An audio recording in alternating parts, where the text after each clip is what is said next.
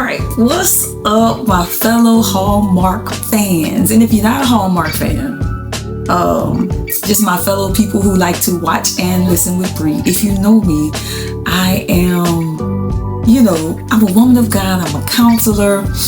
I love talking about mental health. I love talking about really deep things. I love talking about the Bible, but also I am a musician and I love TV. I'm a Christian woman, so I kind of want my TV choices to reflect that. And so that has pushed me throughout the years to become a really big Hallmark lover. And so I have to give content on all the things that I love. So I give y'all some content on music. You're going to listen with Bree sometimes. But how about you watch with Bree sometimes? How about we talk about some of the things that I watch? So here's the thing. Hallmark just had this 3-part series. It was a series of movies. So it was a 3-part, but it wasn't like a show. It was movies. And I love that Hallmark has been doing that. So they've been throwing these series where each movie is connected to a greater theme. And it may highlight different characters. But in this one, we had the same characters and the same kind of storyline flowing. It was called Providence Falls. So I'm going to use my phone for reference because I don't want to get anything wrong. So we have our main couple, love interest, but our 2 main characters are Liam and Cora. So in the first episode, Liam is kind of in heaven.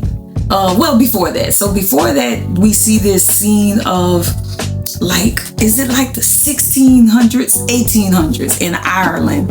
And we see these people running and something happens and there's Liam and there's Cora and she falls, which I think in the opening scene, it shows us him saying that he would love her in any lifetime if he would find her and all those things, okay? And so it comes to this big moment. She's kind of laid out injured.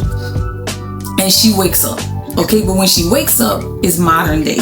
And so we find out that Cora is a cop.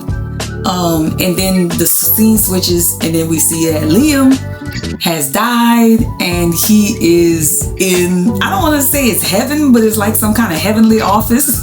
And they have like 2 angels. So let's see, y'all. But there's a woman angel and she's basically, who calls the shots. And then there's like a younger angel that's supposed to oversee Liam's mission. So the mission for Liam is that he should have never been with Cora in the first place. Apparently, she was supposed to be soulmates with this other guy.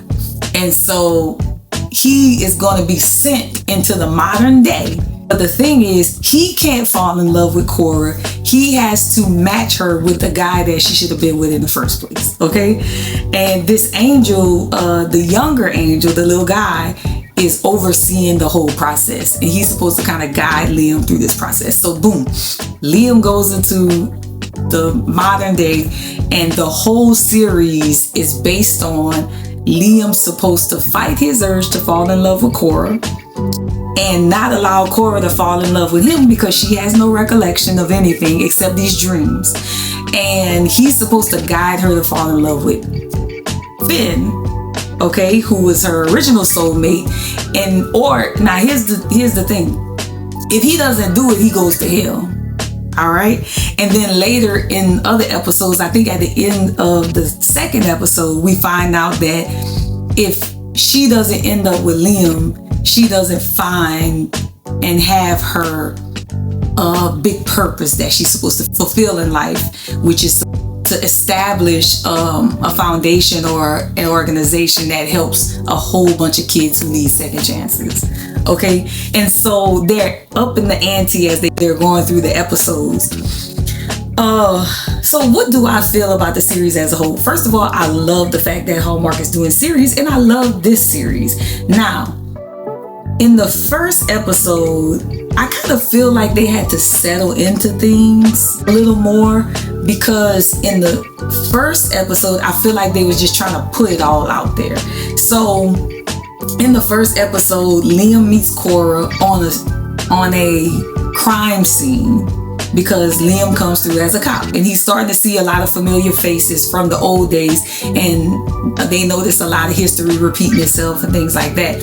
But like almost immediately he had nowhere to stay, and then Cora ends up giving him her guest house for him to stay in, so it's like certain things started happening real fast. She starts falling for him fast, and I know again we're on a borrowed time when it comes down to Hallmark movies, but I'm like, I wish you have 3 movies to kind of plan this out, so I wish they could have taken more time for everything to materialize. Now I will say this, it makes sense for Liam to have a hard time and to have those feelings towards her because he still has the memories.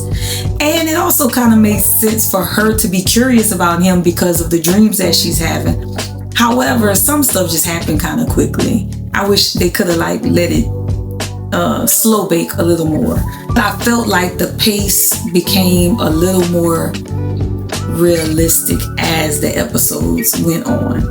I like how just when you're thinking that maybe it's like, okay, whatever, Liam don't care about going to hell, he's gonna fall in love with Cora anyway. Well, then they come up the ante and be like, no, she's not gonna fulfill her purpose. And so now it pulls on his heart because he wouldn't want her not to fulfill her purpose. And then also in the midst of it, in the second episode, they throw a wrench in there where there's another angel, Bale. I think that was his name. It was something like, it was a play on Bale. But he comes in, Lucas Bale, there we go. And he comes in and he's making deals with somebody who was supposed to be a friend. He makes a deal with her and they're trying to kind of sabotage the whole thing. Just because he said humans should have a choice. And so he's going to kind of throw in a wrench to kind of make sure that the situation supports Cora making her own choice. And in the midst of that, we have a crime scene and everything. And so I really loved it. I love how it ended. The last scene was hilarious to me because there was this big old scene where they shared this loving kiss, but like Liam got shot in the chest and was bleeding out of his chest. I'm like, who wants to share a loving kiss while somebody is like shot and bleeding out of the chest? And then like all of the angels and Gabriel came and they standing around all having a meeting about whether or not to let them live, whether or not to let them be together. And again, he's shot and bleeding out of his chest. So I thought that was funny, but I loved it because of where Hallmark is. You have 2 sides of Hallmark. You have the romance, which everything essentially in Hallmark is romance, but you have the romance side, but you also have the mystery side. And I feel like this kind of brought the romance and the mystery together pretty beautifully. It was a great balance. I'm a person who I've always loved, your typical Hallmark movies. I'm just now starting to kind of get into the mystery side of it. So I felt like this was a good combination where it gives you it gives you the romance, it gives you the mystery. It's very, you have the witty characters that make you laugh, all of that happening at the same time. So I must say that I enjoyed this. I would definitely give it a B+. I'm not going to give it an A because an A+ for me, I have certain movies like A+ have made me cry, like Guide and Emily. So, those types of movies would be my A+ movies because they kind of touch my heart in a slightly different way. Like I said, this one gets a B+ for me because in the beginning, I felt like it was unrealistically kind of moving fast, but I understand that the story has to be set up. So, if y'all have some time and you have not, I need you to check out the Providence Falls 3-part series. If you have checked it out, let me know in the comments what you thought about it and if you had some of the same thoughts that I had. All right, y'all continue watching with Bree because next I want to talk about Sweet Magnolias.